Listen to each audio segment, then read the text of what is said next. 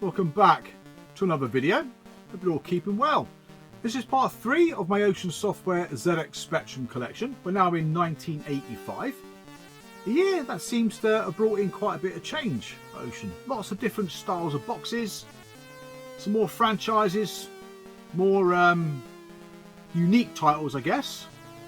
The introduction of people that used to work for Imagine Software. I think they set up their own firm called Denton Designs. I know some went off to create Psygnosis, some went off to do Bo Jolly, but yeah, there was a company called Denton Designs that were quite prolific, especially this year. Simon Butler, soon see Simon appear in a few of these games as well with his graphical skills. But yeah, you've even got utility software, and you've even got a compilation. So yeah, so what I'll do as per usual is do a montage of adverts. Now there's a lot of adverts out this year. I think there's well over 20, so you might get the opportunity to jump up and dance to the SID chip. I know, why am I using a SID chip in a Sinclair Spectrum video? It's either that or talk to you with some serious beeper tunes, which I'm not going to do that. So as time progresses and we start getting some nice AY tunes, I'll start to use them. In fact, we'll see our first AY tune this year. So yeah, sit back, enjoy the montage, and I'm back in a sec.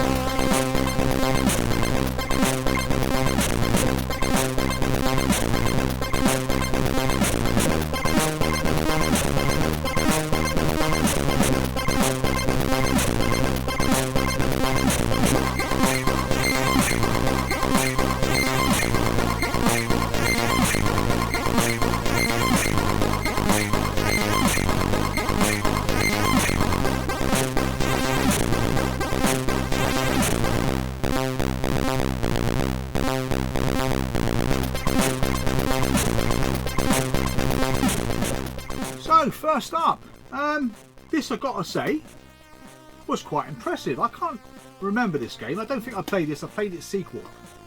I was quite impressed with the presentation and how the game looks. And it's the first game by John Rittman. I always forget the other gentleman. Always. Chris Clark. I'm not sure if there was always a duo or not, but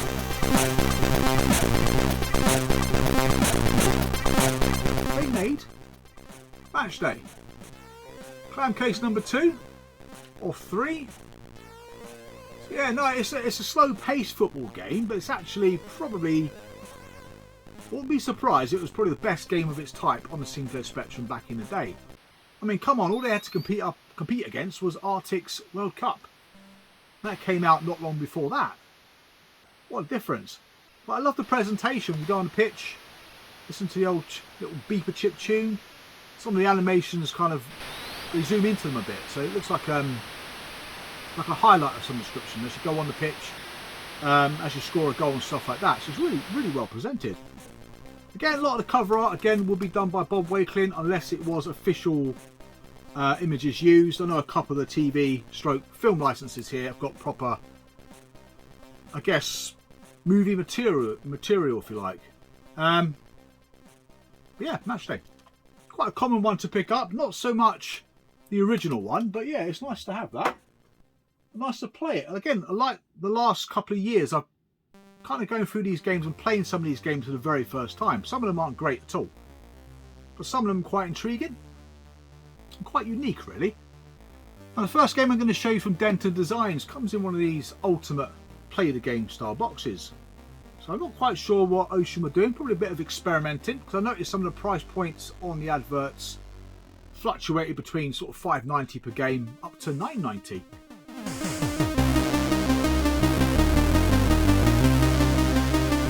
And that is Gift from the Gods. It looks like a big game, looks like a very good looking game to be fair, but it was devoid of any activity from what I saw. I kind of wandered around maybe a dozen screens, 20 screens, not knowing what I was doing. You can kind of fly and hover your way over cracks in the ground, go through doors, but yeah, I didn't really get very far, I've got to say. But it felt a little bit empty. Maybe the full game is not like that whatsoever when you actually get into it, but yeah, from the lack of footage that I've produced for this video, yeah, I didn't get very far. Comes with an instruction manual and a cassette, as you would expect from an ultimate play the game title. So yeah, this game was done by Denton Designs. I'm not sure if this was kind of the remnants from Bandersnatch. I've read somewhere that it might well be, and Bandersnatch was that big mega game that brought Imagine Software down. So yeah, good first effort, I've got to say, but I bet this game's probably very good once you get used to it. Yeah, it's nice. It's actually a really nice box to look at, to be fair. Right, next up is another box type. This game, I finally learned how to play it after all these years. Now, back in the day, before I even got a Spectrum, I remember playing this. I suppose it's lost its majesty now, because I always played the game and wondered what the hell was going on. You walk into a kitchen, some kind of window appears. You go in the window and play a completely different game. And your arm kind of reaches out and touches something and you pick up a heart. Some random stuff like that. It's a bit trippy, isn't it? But nowadays, like I said, I've probably spent 9 or 10 hours playing this game. About 2 or 3 months ago trying to beat it. I never...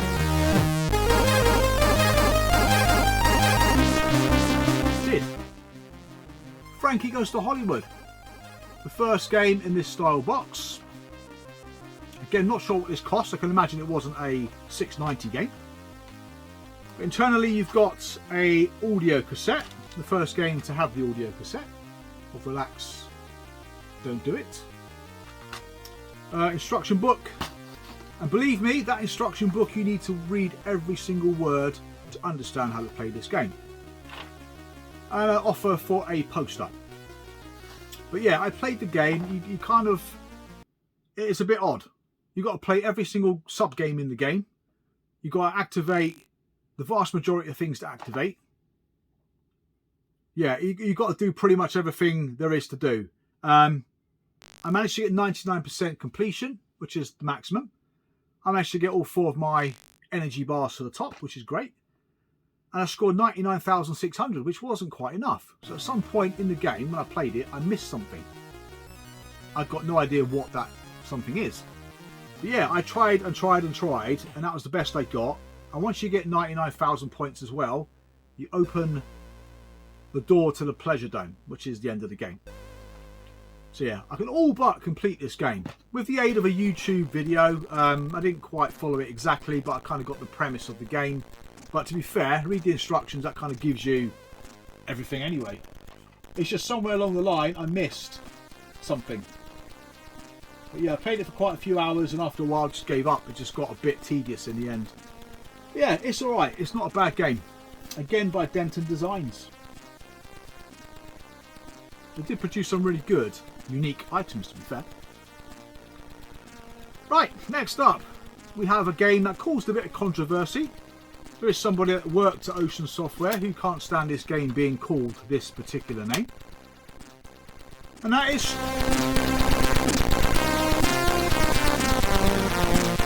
Street Hawk, the Subscriber Edition. But yeah, it was to do with catalogues more than subscriptions to magazines. In fact, it had nothing to do with subscriptions to magazines, according to Mark R. Jones. Yeah, so I think Ocean probably contracted to supply games to, say, K's catalogue. I don't think if K's existed in the mid-80s, Littlewood's catalogue or whatever. When the time come to release the game to the public, Ocean didn't really have much to give away. So yeah, the game was given to a third party to develop. It took them ages to develop. I don't think they actually did it in the end. So something happened, they didn't produce anything at all. And Jonathan Smith had to make a game rather quickly to get it to the catalogues. Now this game, it's like Defender, but you're on a motorbike. So yeah, you're shooting, I'm not sure if they're UFOs, I can't remember now. They release people, you pick the people up, you clear the screen, you move on to the next screen. It looks a little bit like Jetpack. It plays really well, it's just a very, very basic game. But yeah, it didn't have long to cobble together that game to get this out to the catalogue, so yeah.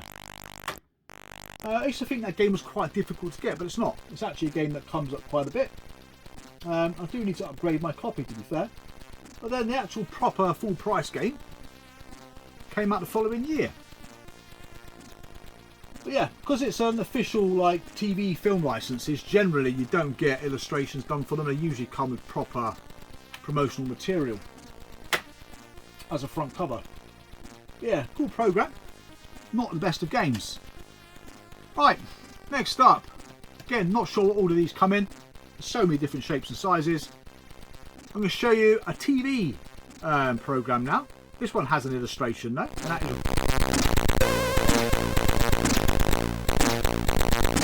Roland's Rat Race. Pretty cool cover. I don't remember the program very well, I've got to say. I was only 11 or so, so it probably would have been something I would have watched, but yeah. Remember his stupid voice. But yeah, another clam case, the final clam case now. Another game, I believe, by Denton Designs. It's a platformer, stroke maze affair. You do wander around this maze quite a bit, going through doors and all the rest of it. Getting lost, like I did that for about half an hour. The idea of the game is to open a large door, which I couldn't even find. So you pick up pieces of a door, which you've already discussed is for a game called Kavlon. You pick up pieces for the door, drop them by the door, go back, get lost some more, pick up another piece, do exactly the same thing until you open the door. Actually, you need to find a key before you open the door, but yeah, you can only pick up one object at a time, so you've got to go and fetch it, take it to the door every single time, which I could imagine being quite monotonous. But I was quite surprised this game was okay. But again, like I said, it'd probably get boring quite quick. But another cool clan, and certainly the final one on the Sinclair Spectrum. Then we got the second of this series of games. And that is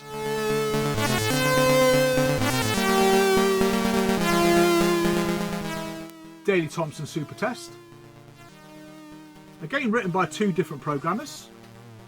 So one person did the first day, one person done the second day. Not sure why they went back to doing days again for.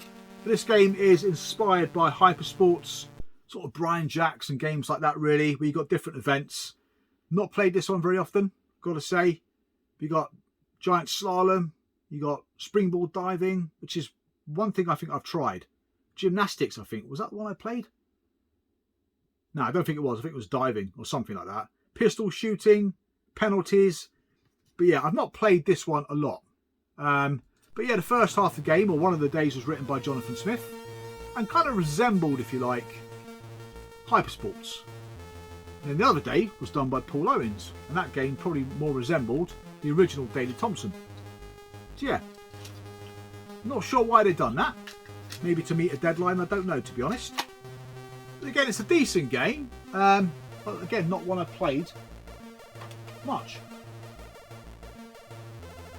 Next up, on the other hand, I've played this one a hell of a lot. I played this one back in probably mid-86, maybe on a compilation.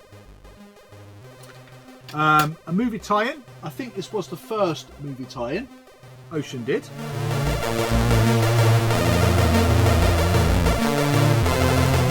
That is Rambo First Blood Part 2. And probably on the back of the success of Commando. Maybe that's why they chose Rambo. Some of these little case games now started coming with instructions as well. So if you collect them, just keep an eye out for that. I can't remember who did this game. I can't remember. It's only recently I completed it, literally about 2 years ago. Spectrum version by David J. Anderson. I'm not familiar with David J. Anderson, to be honest. I don't think we've read his name out yet, have we? But again, I couldn't complete it back in the day, like many other thousands of people, because there was a bug in the game which prevented you from shooting the enemy helicopter. So it's cool finding all your guns and finding the POWs, and you had to hike all the way to the top of the screen, get the helicopter, shoot the other helicopter, which turns out you don't need to. Drop down, pick up the POWs and take them back to the top of the screen. It's as easy as that. So after all these years of trying, I finally did it a couple of years ago. It took all of about 10 minutes to complete the game. There are lots of footage for that game, so I like to get the footage for these games, so I don't have to do it ever again. And lost it and had to do it bloody again, didn't I? But again, very common title, very popular film back in the day. But the game itself, yeah, it is found wanting after all these years. Sometimes that's the problem with going back playing these games, isn't it? But yeah, it was a legendary game for me back in the day. I loved it. Very much like Frankie. It was one of those games that you can't never got out of your brain, did you? It was still on your mind thinking, oh, I wonder what happens if you beat it. And you beat it. It's not what it you hoped it would be. Right. What's next? So next batch of games, again, I'm not sure when they actually came out. I've got a feeling they're all quite late in 1985. One of them could be 1986. Well, it's got 1985. I'll show it to you anyway, even though it might have come out in the beginning of 1986. But what I've done with the magazines this time for the montage is I added the January 86 edition adverts in there, because January 86 would have come out 18th of December 85, so that would have been the Christmas special. So a lot of the adverts you see later on, or before, sorry, in the montage, you would have seen games that would have been released in 86. Right, so what we got then? We've got another TV license, a toy range. This again I think was done by Denton Designs, and that is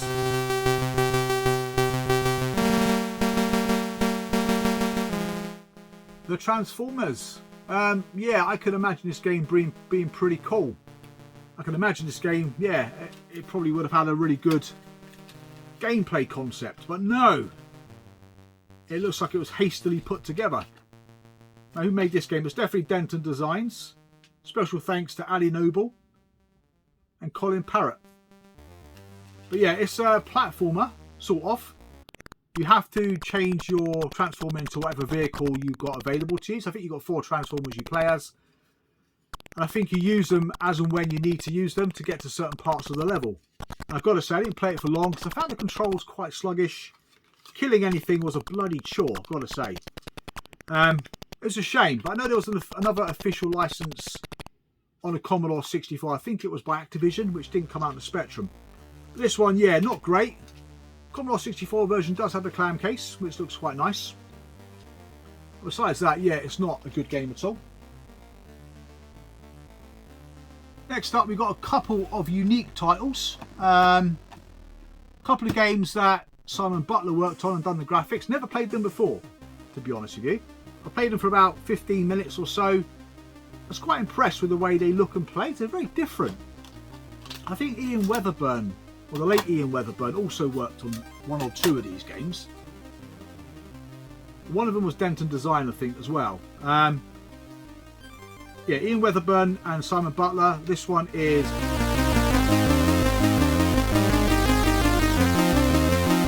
Nomad. Again, can't really describe too much about this game. You are some kind of robot-y thing. You can move in 8 directions, which was pretty cool. It's got some nice animation on it. A bit of inertia. Took a little while to get used to it slowing down. You have to push the opposite direction to slow it down. You can interact with the scenery to turn off different laser turrets and stuff like that. But like I said, I got about 4 or 5 screens into it, to be fair. But it looked like a very well-polished game. Yeah, I liked it from what I saw of it. But yeah, again, you don't see these very often anymore. These unique games by Ocean are quite difficult to find. not only that, they weren't really promoted that well. I think I only found one advert for these two games throughout the whole of 1985. Yeah, that's Nomad, which came out incidentally in a big double dual case on the Amstrad and the Commodore 64. Pretty cool artwork as well. Yeah, it looks really good.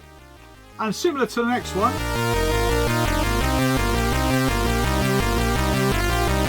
this is Cosmic War Toad.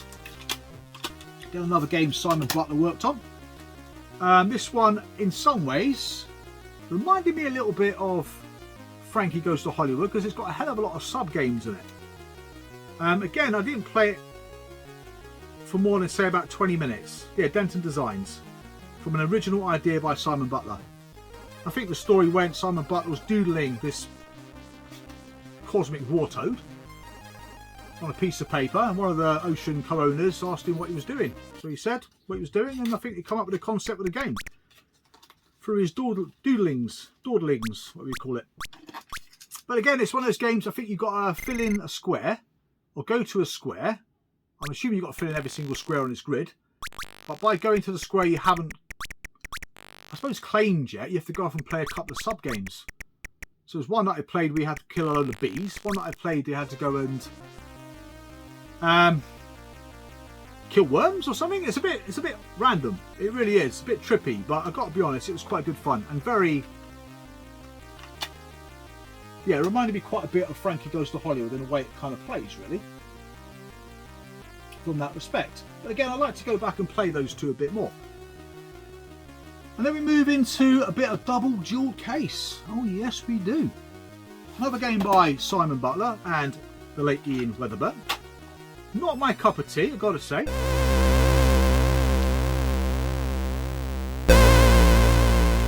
The Never-Ending Story. This is kind of how we become accustomed now to Ocean Software cases going forward. 2 cassettes. There's supposed to be a trilogy of these adventure games, but only ended up being this and one more, which came out in 1986. Like I said, it is a text adventure. It's got some nice graphics. Never seen the movie. I remember the song.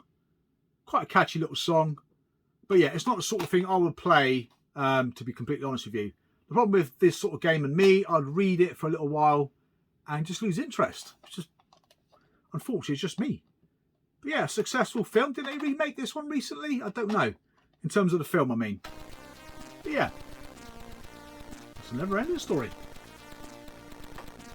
I'm not sure when this one came out. Now, this one is an update of one I showed you right at the beginning.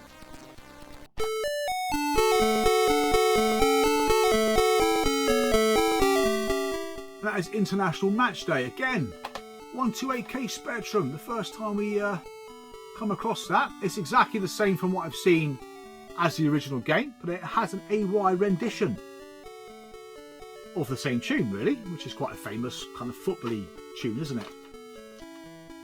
Yeah. Again, if you look inside though, a lot of those games there didn't come out until, yeah, 1986. But yeah, I won't show you any more footage of this one because it's very identical to the footage I showed you in the beginning. But yeah, it's got a nice little AY chip tune. So I can only assume that that was the first AY game to feature an AY chip tune for the Sinclair Spectrum. I assume on the Amstrad, some of those games started coming out on the Amstrad, you started to get the AY chip tunes on that. Right, last but not least, it's 2 more things. 2 more things. One is a utility program. One of 3. I don't ever remember these being advertised. But yeah, there are adverts for them, obviously.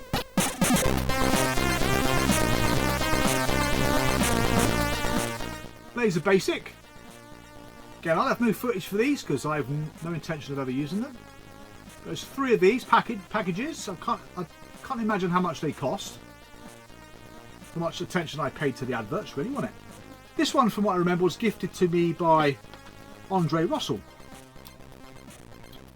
over the old Zombie Bob's Emporium of Old Tat channel.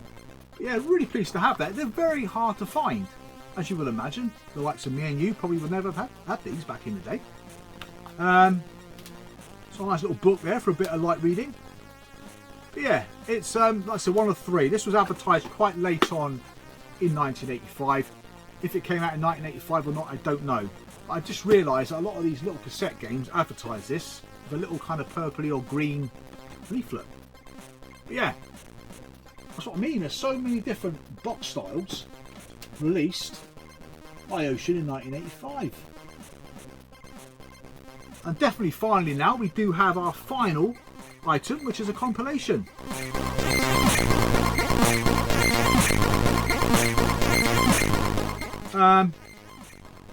Yeah, you guessed it, they sold 1 million.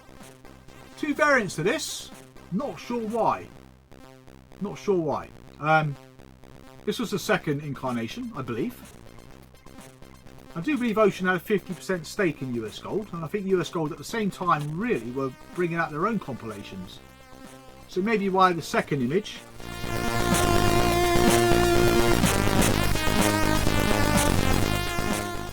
Spy Hunter was removed, or this game was removed from the second incarnation of it. Maybe this got released on a US Gold compilation and they decided not to put it on this, I don't know. There's no other reason really why Ocean wouldn't do that, would they? If they own 50% of US Gold. Strange, isn't it? So yeah, they released one of these, I think, 85, maybe 2 in 86, maybe 1 in 87. Maybe, may have been 1 in each year, to be fair, 85, 86, 87. But that's it. They sold 1 million. I'm assuming that's 1 million as in like combined. Or is that 1 million across all the formats it was released on? Bit vague, isn't it? That's it. I hope you enjoyed the video. Thank you very much for watching. Thank you very much for subscribing. I'll see you guys again for the next episode. Take care and bye for now.